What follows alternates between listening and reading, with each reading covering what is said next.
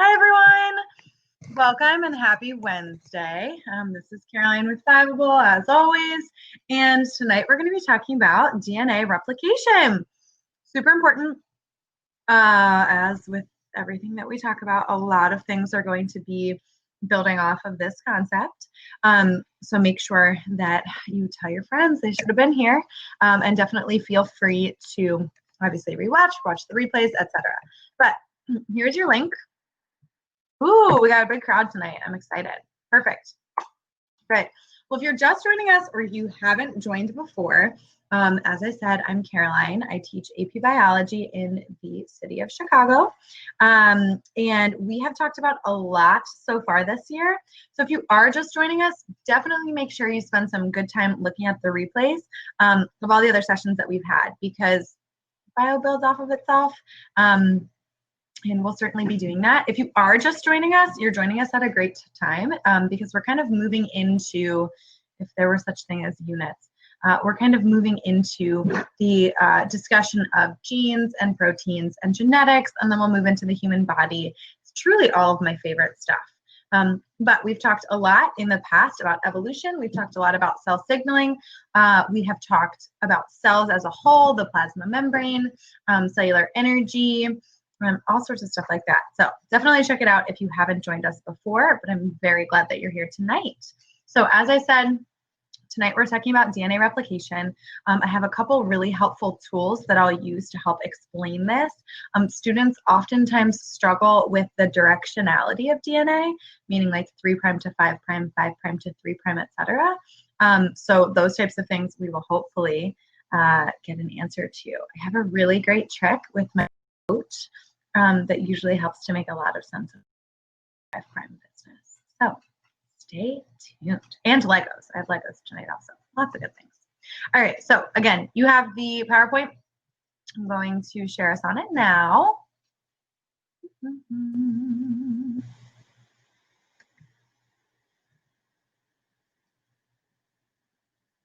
Okay. DNA replication. So we're going to start by taking a look at DNA. I know we mentioned the structure of DNA, and hopefully you guys know the function of DNA, right? It's our genetic code. It makes us who we are. The proteins are the actual workers, right? When we start talking about transcription and translation shortly here, not next week because Thanksgiving, but the week after, we can certainly talk about that. But yeah, DNA makes us who we are, and we're going to talk about how it's replicated. But as I said, we're going to start out by talking about what is our DNA, what does it look like, why does it look that way, etc. We talked a little bit about this with macromolecules, but our last review is essential. Okay, so a couple of things here, and these are pretty basic, and I'm sure everyone is familiar with this, right? But DNA is made up of these little monomers called nucleotides. Okay, and there's 3 parts to a nucleotide. There's the actual nitrogenous base, which is what we usually think of when we think of DNA. Our C's, our A's, our T's, and our G's, cytosine, adenine, guanine, and thymine, right? But we also have a really important sugar and a phosphate group, okay? In DNA, that sugar is deoxyribose. If you were with us when we talked about macromolecules, anything that ends in ose is a sugar: sucrose, glucose, fructose, right? So deoxyribose is a sugar, and it's where deoxyribonucleic acid, the full name of DNA, comes from, because there's a deoxyribose sugar there. When we talk about RNA, like when we're talking about transcription and translation, we'll talk about ribose, which is the sugar for RNA, right? Which is why it's ribonucleic acid. But this one is missing an oxygen, deoxy, so it's deoxyribose. We have deoxyribose sugar, we have a phosphate group, and we have a nitrogenous base. Okay, those are the 3 components, and I'm going to show you what these bases actually look like on the next slide, because that's kind of important as well. Okay, hopefully you also already know this, but C's, cytosines, and guanines always pair together 10 times out of 10, right? So you see cytosine, guanine here, guanine, cytosine here, and you'll notice that there's 3 little dotted lines in between them. Those represent hydrogen bonds. Okay, so if you haven't had chemistry before, or if you had and have forgotten, hydrogen bonds form between hydrogen, surprisingly, and either nitrogen, oxygen, or fluorine. So we call them FON, F-O-N, right? And in this case, this hydrogen is pairing with one of those molecules and it's making a bond. In this case, it's making a triple bond. We have 3 bonds here that are holding together our cytosines and our guanines, okay?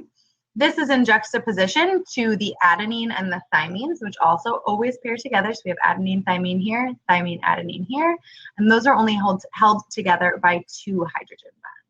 Why? Well, it all has to do with the structure, which we're going to see a little bit on the next page, but there's just something missing from adenine that guanine has that allows it to make that 3rd bond.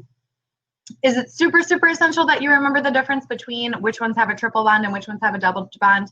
Not really. If you continue on to take different biochemistry classes in college or even microbiology classes in college, I was a microbiology major, and so we talked about adenine and thymine having weaker bonds pretty frequently because bacteria actually use that to their advantage.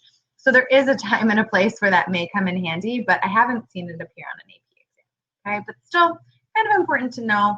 I always like to tell you like why you're seeing the things that you are, and someone would probably ask, why are there 3 lines versus 2 anyway? So there's your rationale.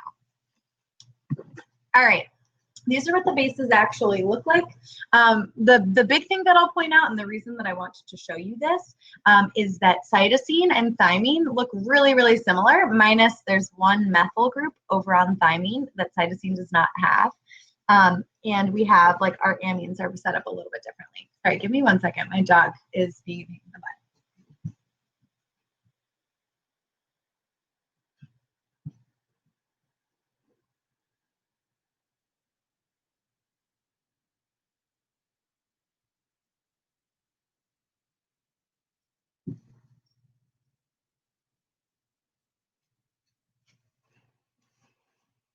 Apologies. I usually run sessions at school, in which case she is not a problem. Anyway, so our cytosines and our thymines look very similar.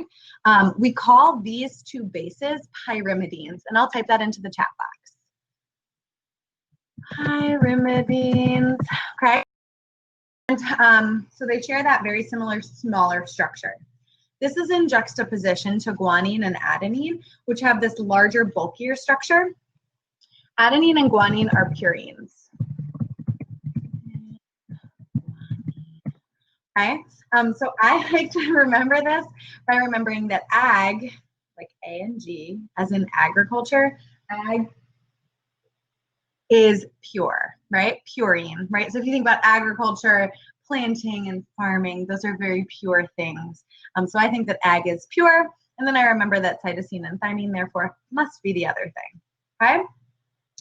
The reason I'm highlighting this and showing you kind of the structure of these bases is because it provides even more of a justification to why C's and G's versus A's and T, and A's and T's, I should say, pair together, right? Because if we had 2 bulky bases pairing together, like if A and G were capable of pairing, or C and T, we would have really lumpy, bumpy DNA, right? We'd have some big portions of DNA, some small portions, some big portions, some small portions, etc.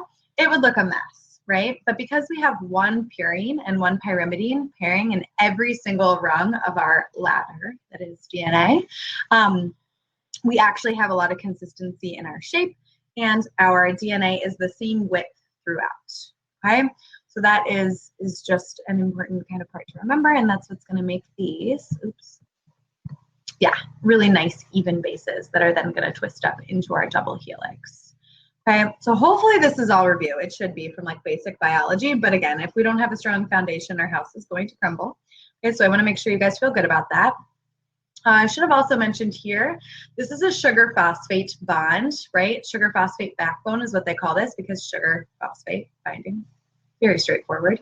These bonds are really, really strong, these phosphate bonds, much, much stronger than the hydrogen bonds that these bases have between one another. And that's really important as well because every time we go to replicate DNA or every time we go to transcribe DNA in order to make protein, we're cutting apart these hydrogen bonds. We don't want our DNA backbone to spontaneously break apart, right? But we do need to be able to frequently and successfully cut through all of these hydrogen bonds in order to replicate or transcribe, okay? So there's actually a method to this, as with everything in the human body, which is why I love it so much, with the amount of bonds that we have, okay? All right. So this is a little bit more complicated.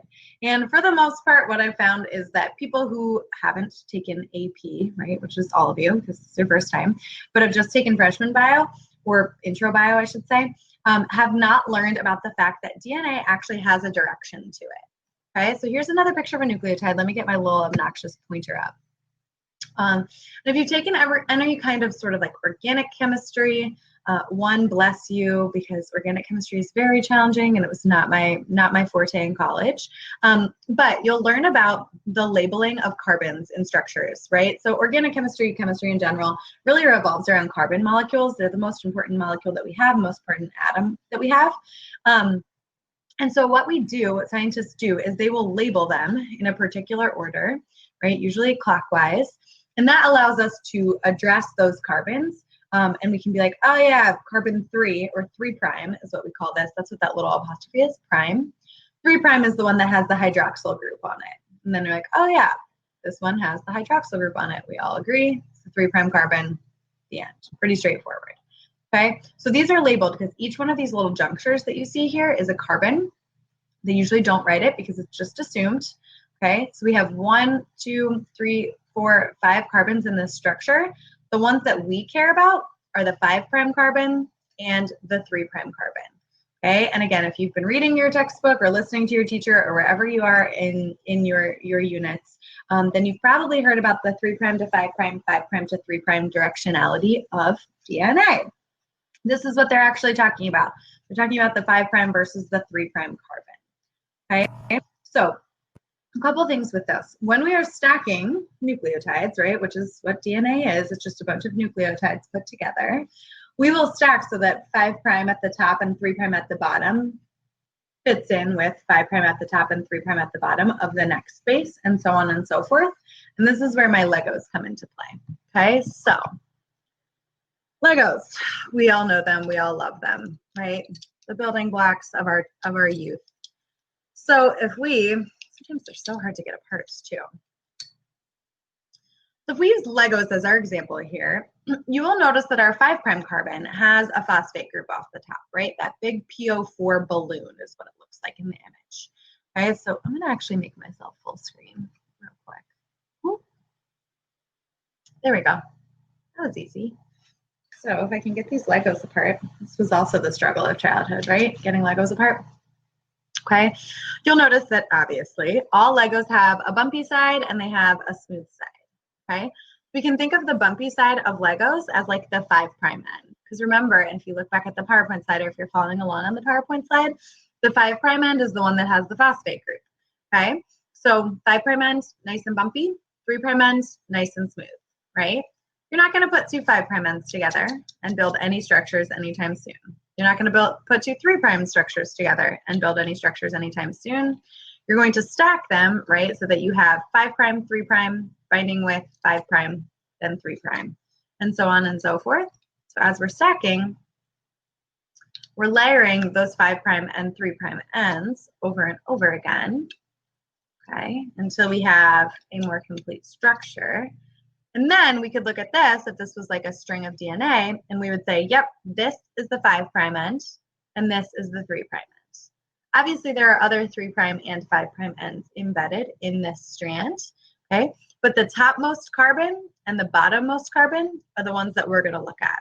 So the topmost carbon here is this bumpy 5' end, and the bottommost carbon is the smooth 3' end, right? And so we would say that this is 5', this is 3'.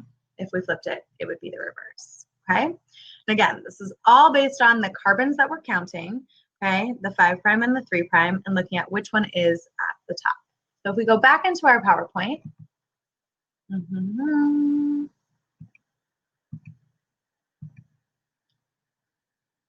okay, we can see then when we bind these two together, they're going to form a phosphate bond here. That's part of the sugar-phosphate backbone, right?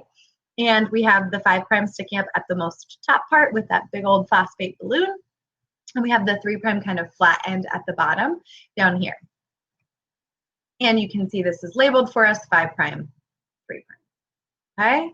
Any questions about that? Because it's a little bit confusing. You feel pretty good? Cool. Legos help. Legos must help a lot. I think I could explain, I should challenge myself. I think I could explain almost every biological concept with Legos, but maybe not. Okay, cool. So we're going to add a couple layers to this then in true AP fashion. Just when you get comfortable, right? We add like 10 more layers. That's what we like to do as teachers.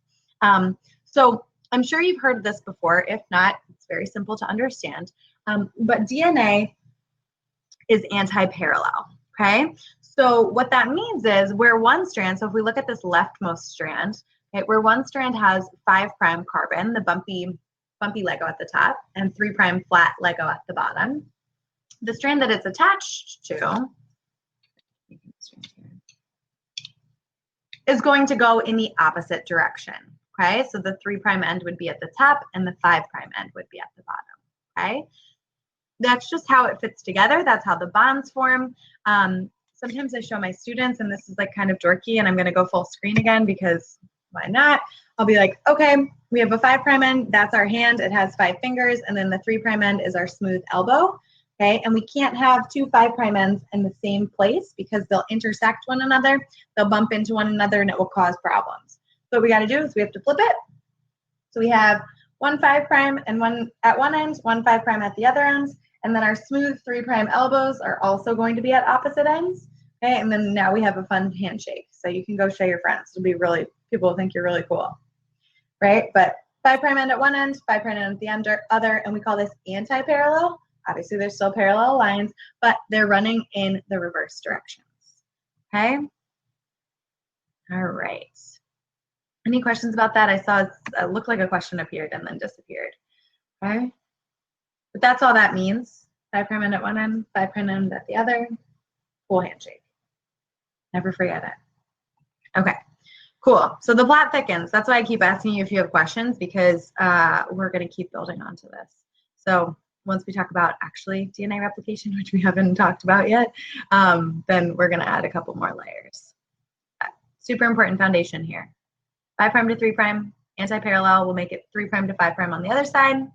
And it's just the directionality based on the carbons that are present in the nucleotide. Okay, cool. Here we go. Getting my PowerPoint back up for you.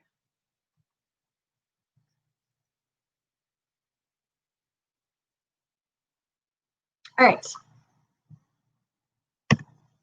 So the replication process itself, we should probably start talking about that because that's what our session is about tonight.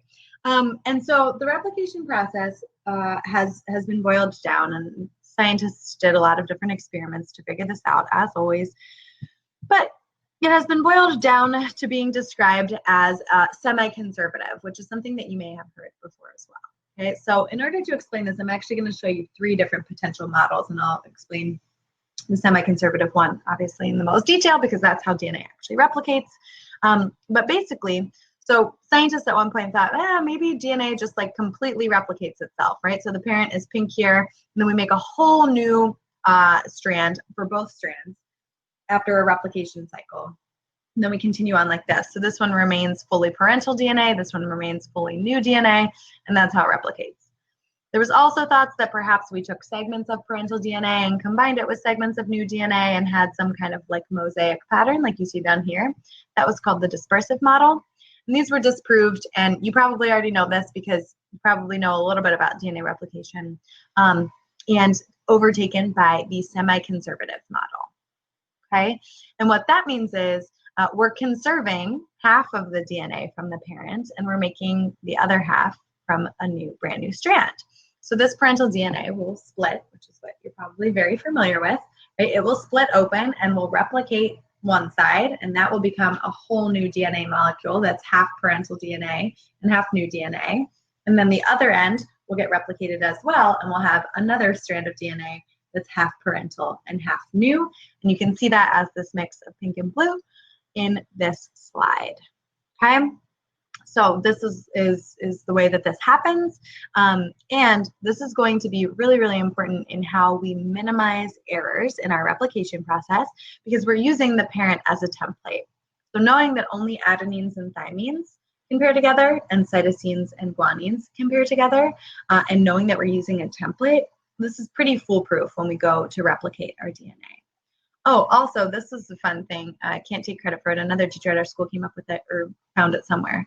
But if you ever struggle with the fact that A's and T's pair together and C's and G's pair together, you can think apples go in the trees, cars go in the garage. So apples in the trees, adenine with thymine, cars go in the garage, cytosine pairs with guanine. Okay, so if you've ever struggled with that, there's your little acronym to help you out, or analogy. Yeah, whatever it is. Okay.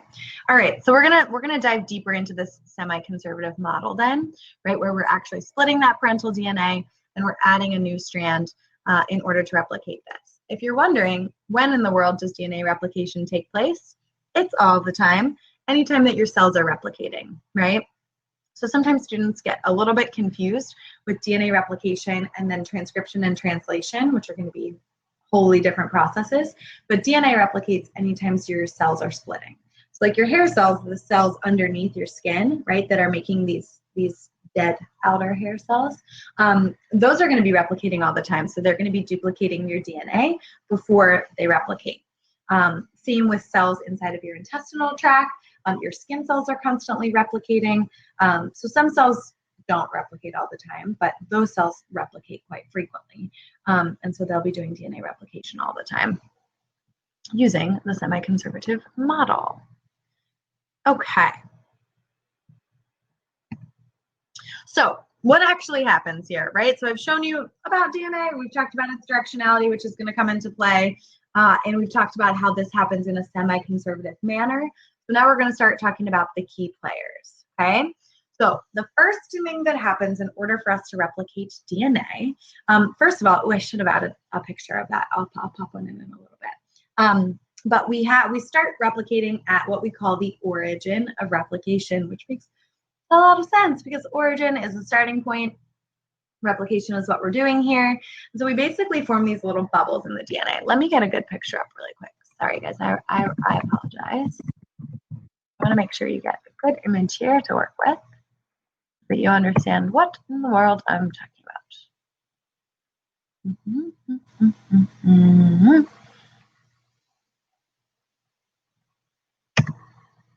Okay.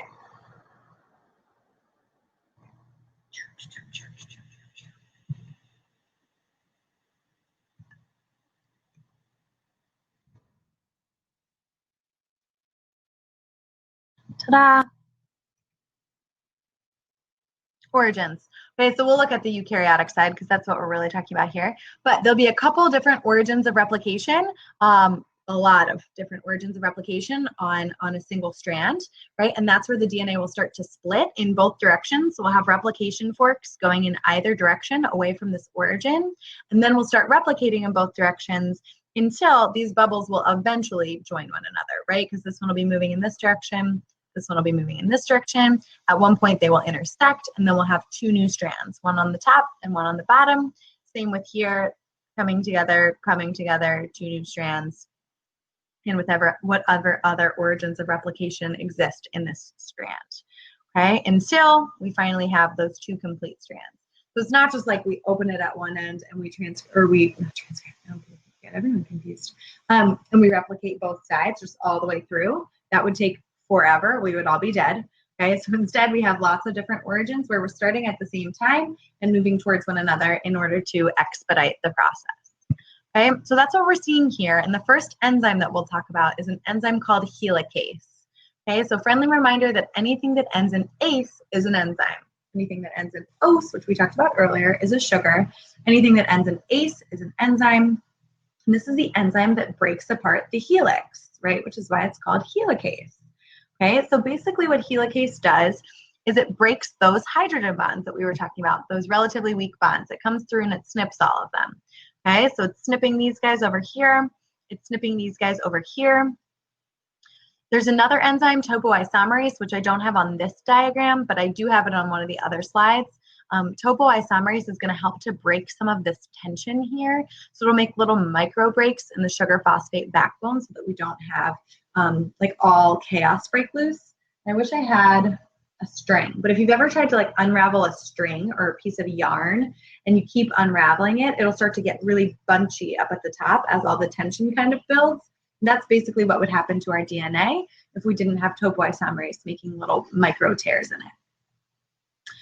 Okay, so helicase is breaking these bonds for us because obviously we need to break them in order to start replicating the parental strands, but we wouldn't be able to do that without the help of single-stranded binding proteins, which are these guys over here, which basically just grab the exposed DNA and keep them apart from one another, okay? So that's really, really important as well because these guys want to be bound to one another, right? That's why they are bound 99% of the time. So once they're ripped open, they're going to try to bind back together. So we use these single-stranded binding proteins in order to hold these strands apart so that we can actually get DNA polymerase in there to replicate. Okay, so super important proteins there. Helicase, gotta know it. Single-stranded binding proteins, abbreviated to SSBP. Bailey, great question. Not all of these models happen from the previous slide. Only the semi-conservative model happens. The reason I have the other ones up there is because those were ones that scientists once believed were the models for DNA replication, and we have thus disproved it. But it's kind of hard to understand the semi-conservative model without seeing that other models existed. Also, I should add that scientists didn't even know that DNA was our genetic material 100 years ago, right? That's nuts. 100 years ago is not that long ago, but scientists for a very, very long time, they knew that we had genetic material, right? But they thought it was actually protein because protein has more bases, right? Bases, it has 20 amino acids, and it has a more complex structure. So they were like, oh yeah, that's definitely what our genetic material is coded in.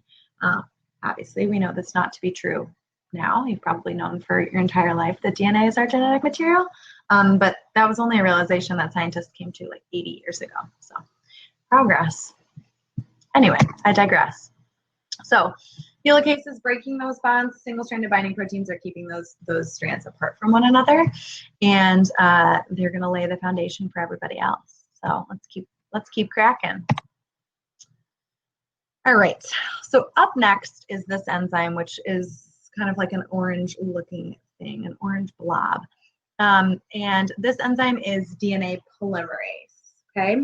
So I know it can seem kind of confusing to memorize all these different enzymes, but their names make a whole lot of sense. So with helicase, we're breaking apart the helix, right? So helicase makes sense. With DNA polymerase, it's the enzyme that makes the polymer DNA. Remember that a polymer is just a grouping of monomers, right? So if a Lego is a monomer, then my beautiful Lego tower is the polymer. Okay, and so it's making this polymer. So DNA polymerase is the thing that scoots along the exposed DNA and says, oh, this is an A, I'm going to pair a thymine here. Oh, this is a G, I'm going to pair a cytosine here, right? And it runs along the exposed open parental DNA and places the corresponding bases onto the parental DNA, making our new strand, okay? All right, here's the thing though. That 3' to 5', 5' to 3' thing is coming back, okay? And it's because DNA polymerase can only work in one direction. It can only bind in one direction, it can only move in one direction, okay? The good news is it reads the parental DNA just like we would read a book, right? From 3', you can see down here, we're moving in this direction, right? Right, so from 3' to 5'. Okay, so I always tell my students, you shouldn't really have to memorize this. If you can remember how you would read a book from page 3 to page 5, not from page 5 to page 3, right, then you can remember that DNA polymerase moves from 3' to 5'. Always, no exceptions. This is going to come in handy in a couple slides when we talk about my favorite word in bio, which is Okazaki fragments. Okay. And this is the reason why those things exist. This is the reason why we have leading and lagging strands, if you've heard of them before. If you haven't, stay tuned because we're going to talk about them in a bit. Okay? But again, DNA polymerase is unidirectional. It only moves in one direction, and it moves reading the parental DNA from 3' to 5'. What that means is the new strand of DNA, right, the new strand is going to be synthesized or created from 5' to 3'. Because DNA is anti-parallel, right? So while it's reading from 3 to 5, it is creating or synthesizing from 5 to 3. But if you can remember how you read a book and you remember that DNA is anti-parallel, then that should kind of fill in itself naturally. Okay, so and again, we're seeing this new strand being made, and it's being made from 5' to 3' as DNA polymerase moves along the exposed bases of the parental DNA strand. Okay, looks like I have a question. Ooh, okay, great questions. Aditi, is there a specific sequence that initiates the origin of replication, or is it just random? Great question. There is going to be specific sequences that start the origin of replication, okay? And basically, there's another enzyme that we're going to talk about in a second called Primase that's going to put down the primer so the DNA polymerase knows where to start. Great question. Stay tuned. If I don't answer it, please re-ask it, but we should answer it in a couple slides. Kimberly, this is where anti-parallel comes in. So DNA in its entirety, whether it's being replicated or just sitting in your cells, is always anti-parallel. Again, because if there's two 5' ends, they're going to crowd one another. So we have to go 5' to 3'. This is where we're seeing that play out again, because while we're reading from 3' to 5', we are creating or synthesizing DNA from 5' to 3'.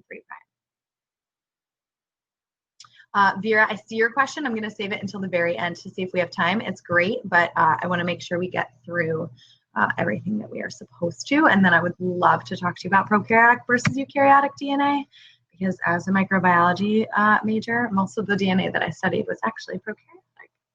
Okay, cool. Any other questions about the 3' to 5' business? Okay, my code example is coming up. So if you've been waiting, thank you for waiting. It will be here shortly. Okay. So I'm going to give you 1 second to take a look at this while I go grab my coat, and then I promise I will make sense of it all, because it looks like a mess, but it's actually relatively straightforward. Okay, so take a look at this. I'm going to go grab my coat. I'll be right back.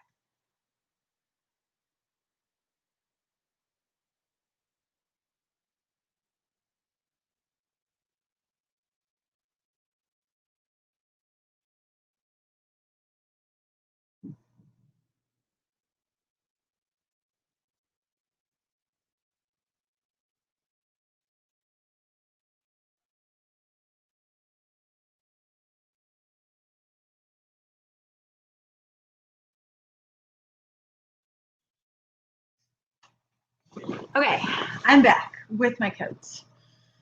So here we go. All of your questions shall be answered. So this is where we get leading and lagging strands from. This is where we get my favorite word, Okazaki Fragments, from. And I can explain to you why. Okay, so let me first orient you to the diagram itself. So if you follow my pointer here, right, this purplish, darker blue is our parental DNA. We can see that it's connected right here. We can see that it is moving in two different directions because DNA is anti-parallel.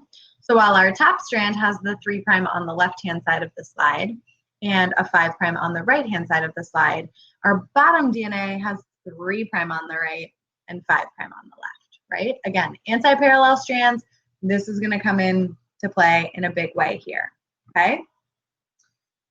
Our replication fork, which is what we call the area in which helicase is unwinding or unzipping, hence the coat analogy shortly here, is moving towards the left of your screen. So helicase is coming through. These little black balls are single-stranded binding proteins, okay? But helicase is coming through and breaking these bonds for us. It's moving towards the left of the screen, right? And we're opening up more bases that need to be replicated, okay? Now, remember, DNA polymerase can only move from 3' to 5', okay? So this bottom strand has it made in the shade, okay? Everything is good for this bottom strand because 3' is over here on the right and 5' is over here on the left. And so DNA polymerase will move towards the left of the screen, okay, filling in bases, making a complementary strand that's this light blue shade that you see here. And it can continue to move in this direction, and it's moving in the same direction as the replication fork. So as helicase opens up more DNA base pairs, DNA polymerase will follow it and continue to add more DNA base pairs until it runs into another replication fork, right? So it can move in the same direction. It's following that helicase forever. As helicase moves to the left, DNA polymerase will follow, reading from 3' to 5', okay? Unfortunately, the same is not true for our top strand, okay? Because, and students get this confused all the time. They'll be like, oh, the lagging strand goes in the opposite direction. It goes from 5' to 3'. It doesn't. The reason the lagging strand is a lagging strand is because it still has to go from 3' to 5', right? So again, DNA polymerase can only read from 3' to 5', okay? This becomes a problem for this top strand because guess what? 3' is over here, 5' is over here. It's working towards the right? It is working towards the right, which is away from the growing replication fork, okay? So if you follow my pointer here, and then I'll show you my code example, and then I will certainly answer any questions that you have, right? As we're moving here, right, away from the replication fork, replicating the DNA from 3' to 5', building DNA from 5' to 3', right, anti-parallel, the replication fork is moving in the opposite direction, right? So we are truly working in the opposite direction. So if we're starting at the same point, right, and DNA polymerase is moving towards my right, and the replication fork is moving towards my left, right, all of a sudden, there's this whole gap that needs to be filled in because this guy went and unzipped a whole bunch of more base pairs while I was busy moving in the opposite direction. So then DNA polymerase has to hop back over here and fill in the gaps. But as it's filling in the gaps, helicase is opening up more gaps, okay? So I'm going to show you what that looks like with my coat really quick because that's going to help to explain why we're kind of like moving against the stream. We're moving in the opposite direction of the replication fork, and that's going to cause us not really a problem because this happens to half of our DNA and we're certainly just fine, but it just causes a minor complication, okay? So Kimberly, it doesn't have any sort of bad effect. Again, it happens to half of our DNA. It's just the nature of DNA replication. It doesn't mean that we have any more mutations or anything like that. That ligase that you see on your screen, that bright red looks like kind of like a blood droplet, I guess. That's going to seal together the 3' and the 5' ends of these little fragments. And so it will look just like DNA. If we looked at DNA underneath an electron scanning microscope, we would not know which one was created via a leading strand and a lagging strand because it's all intertwined and it ends up perfect in the end, right? Thank you, human body, for being so wonderful. It's just kind of the nature of how the replication needs to occur, okay? All right, so take a look at my code example because DNA is really just like a zipper, right? And helicase is unzipping, right? Unzipping the genes in order for us to have a reaction. So it's coat time. And if you guys don't know, Chicago is like 20 degrees right now, so I need my hefty winter coat. Maybe it's a little warmer where you are, maybe not. I think it's kind of cold everywhere right now. But I'll zip up my coat. I'm going to make myself full screen and explain, okay? You can see my lovely bookshelf, which is just brimming with AP Bio books. Okay, so put on my coat. I know it's probably not the easiest to see, but it'll still get the idea across. Okay, so my zipper is the DNA, right? And as I'm unzipping, right, this would be helicase, right, where my hand is, right here. This is helicase, it's unzipping, right? And we're exposing new bases to be replicated, okay? Now remember, DNA is anti-parallel, okay? So I'm gonna start, I'm just arbitrarily naming the different parts of my zippers, okay? But let's say the top part over here on my left, I think it's your right, is the 3' end of DNA, and this is the 5' end, okay? We're gonna start over here on your right side, right? Because this is the 3' end, and this is going to become my leading strand because I'm going to be moving in the same direction as helicase, as my zipper, okay? So as I start up here, this is my 3' end. I'm laying down new DNA, okay? And as I'm laying down new DNA and the zipper opens up more, you'll notice that I can just follow it all the way down until I get to the end of the coat. No problem, right?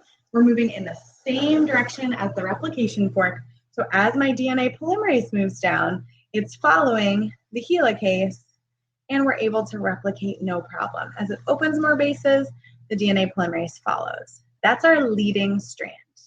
Our lagging strand, on the other hand, has to be the other half, right?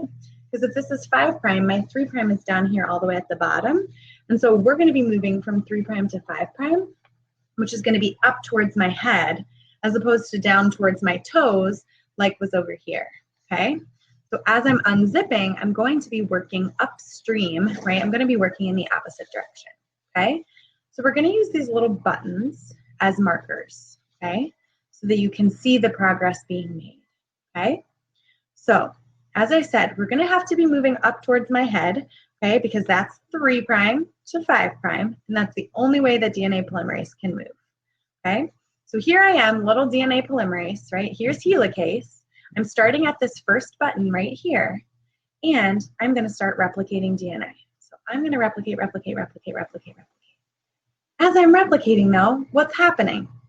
Helicase just opened up a whole stretch of DNA that now needs to be replicated. I replicated from here, this first button, up to the top, which is lovely, right? But now there's a whole new section of DNA that's been opened up while I was working that I'm going to need to hop down and replicate. Okay, so here's my new starting point, right? I've made it to this new button, right, as I've unzipped.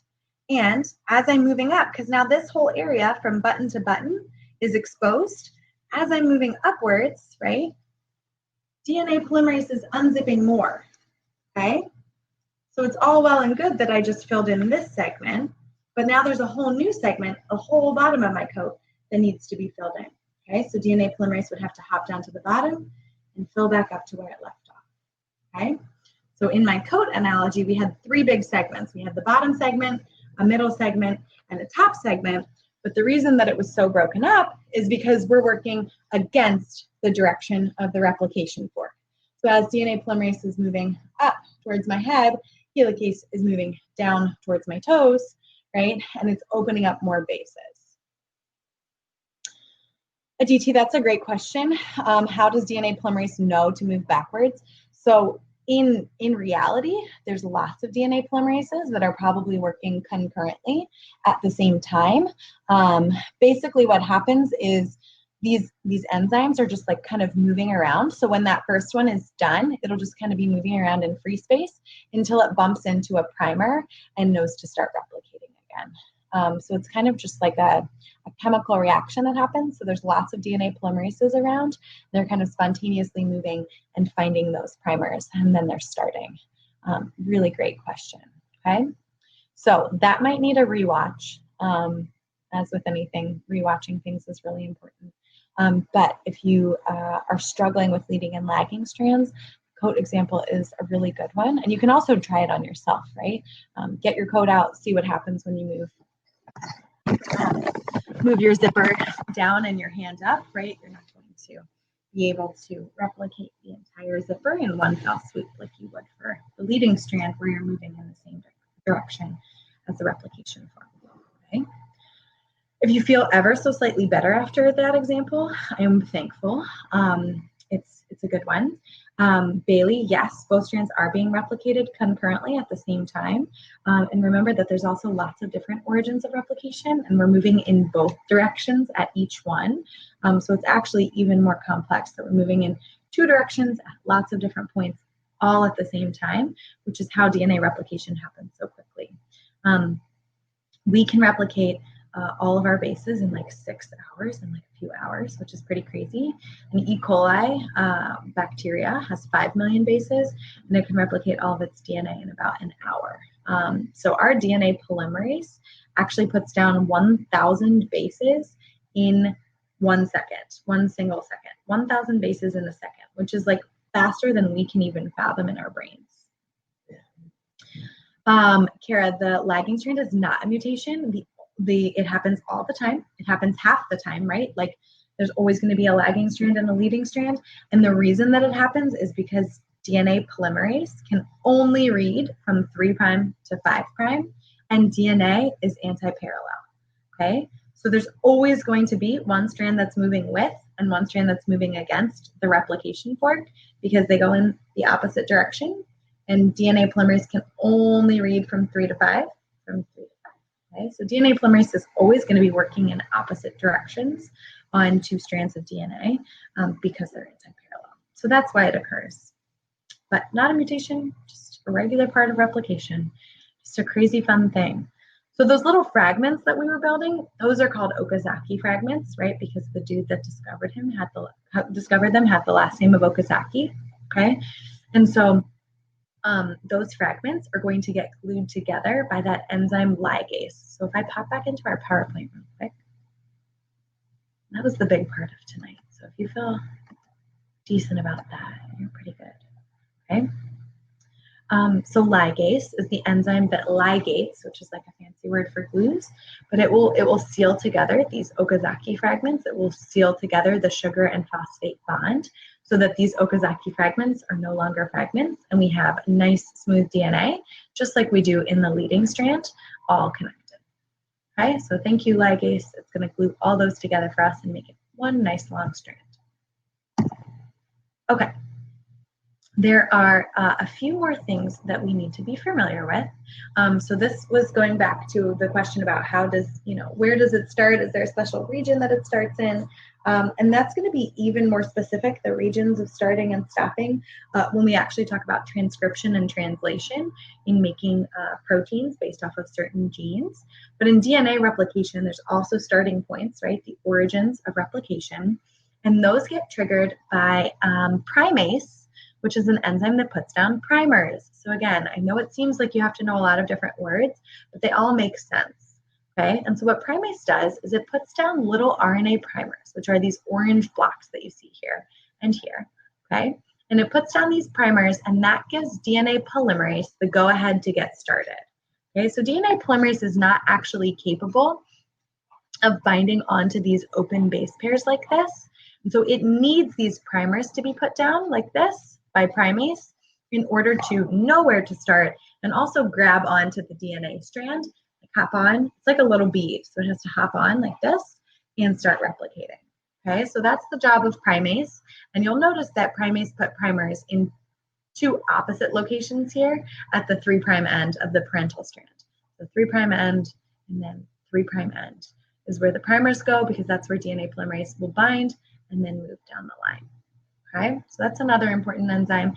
And I have a table of all the important enzymes that you should know at the end, in case you're like, oh my goodness, this is a lot. I have it organized for you at the end. Okay, but we're truly almost there. Okay, there's another example of this, right? So each of these little segments actually would be started off by an RNA primer. So this orange circle here is primase. That's putting down these little segments of RNA, right? And then we're replicating from those regions, because that's where DNA polymerase, technically DNA polymerase III, which we'll talk about in a little bit, binds and replicates. Okay, pretty straightforward. But again, DNA polymerase cannot bind to just the parental DNA. It needs the little RNA primer put down by primase in order to know where to bind, in order to start. Oops, I should have added this, and apparently I didn't. These primers will then need to be removed, right? Because we don't want RNA in our DNA. We don't want ribose sugar in our DNA. We don't want uracil in our DNA. So DNA polymerase I, and I'll type this into the box because I didn't put a picture for you. My apologies. DNA polymerase I comes in and replaces the RNA primers with DNA. And then ligase fills up the gaps in the sugar-phosphate backbone. Okay. So with primase is always also going to bind to the 3' end, because that's where DNA polymerase is going to start. Right, it's going to start at the 3' end. So that's the direction that primase will move in, from 3' to 5', and it just lays down a few bases, not many, just a few, in order for DNA polymerase to bind to that area. Okay. All right, again, these will be replaced by DNA polymerase I. Don't be super stressed that there's different DNA polymerases. For the most part, you just need to know the basics. I mean, they're both doing the same thing. They're putting down complementary base pairs, but DNA polymerase III is the one that's laying the big strands of DNA, like you can see here. And DNA polymerase I is like more of a proofreader. So it's going to eliminate those RNA bases and replace them.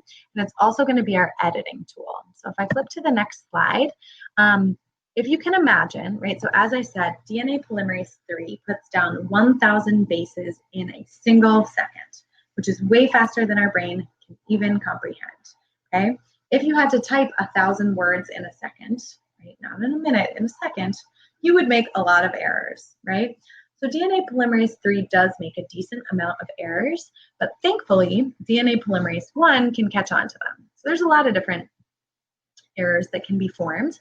But this goes back to the beginning where I was telling you about the different shapes of the molecules. So let's say on accident, an adenine and a guanine are paired together. That's going to be really, really big because they both are really, really big bases. And DNA polymerase I, as it's proofreading, will pick up, ooh, that's not right. It will remove the incorrect base, place the correct base, and life is good, right? So it will do that, or if it's too small, or if it's like bound in a weird way, it will do that and proofread any sort of error that might have happened from the fact that DNA polymerase III moved really quickly.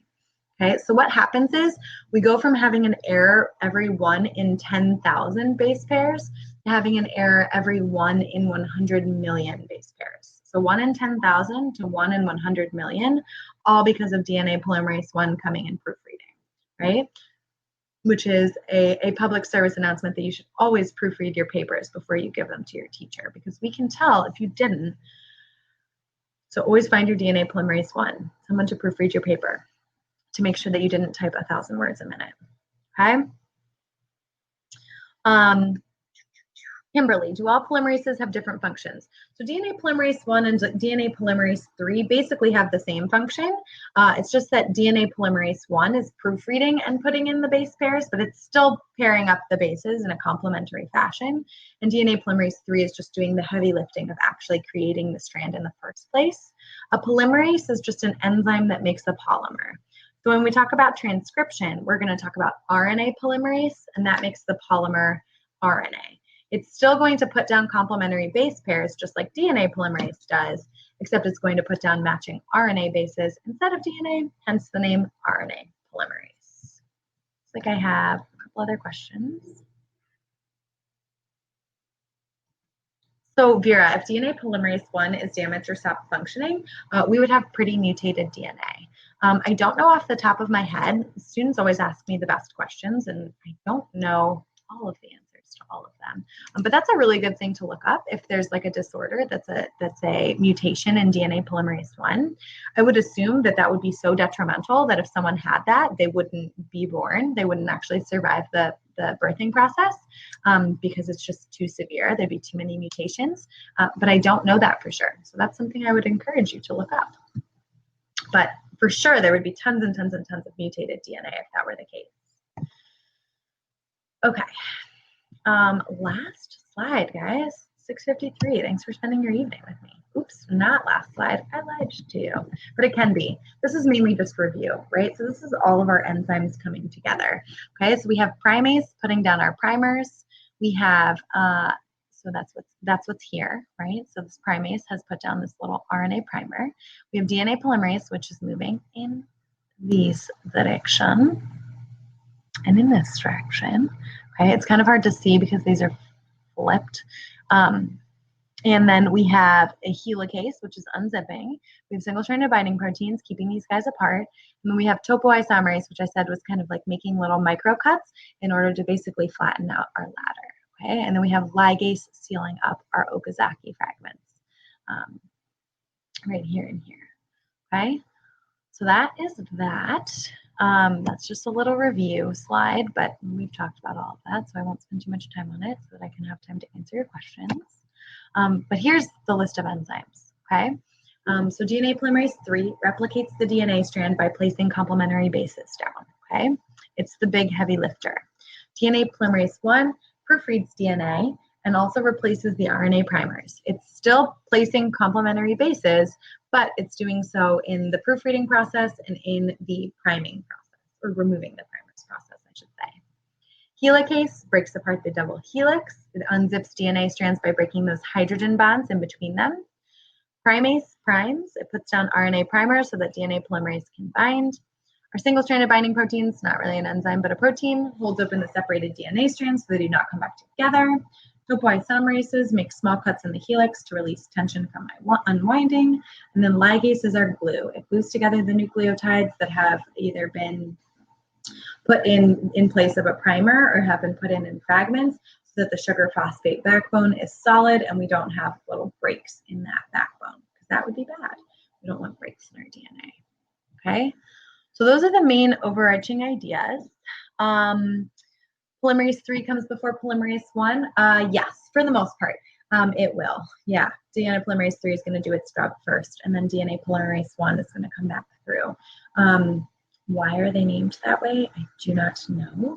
Usually, like when we talked about photosynthesis, and photosystem 2 comes before photosystem 1, it was because of how they discovered them. But it would be hard to believe that DNA Polymerase III would be discovered last. So maybe the structure of it got discovered last. But yeah, for the most part, DNA polymerase is going to move through first. DNA polymerase III is going to move through first, and then DNA polymerase I will come by and proofread it and remove any of the RNA primers and replace them with the complementary DNA strands. Any other questions?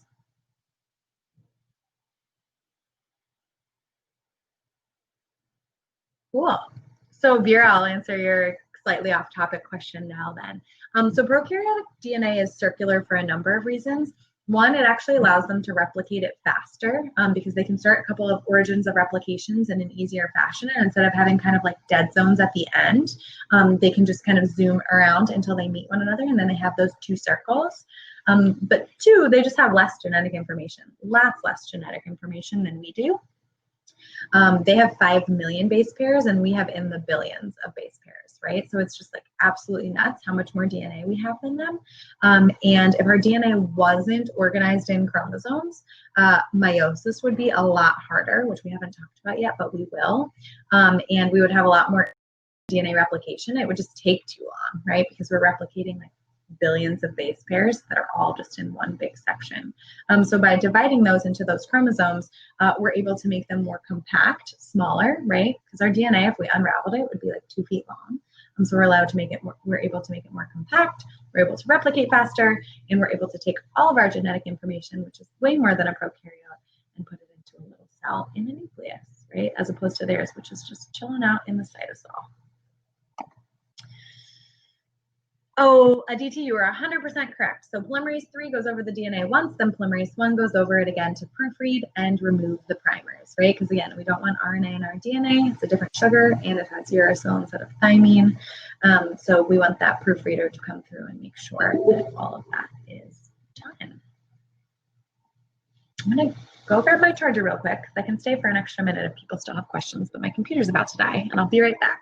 If you leave before then, have a great Thanksgiving break, and I'll see you the week after.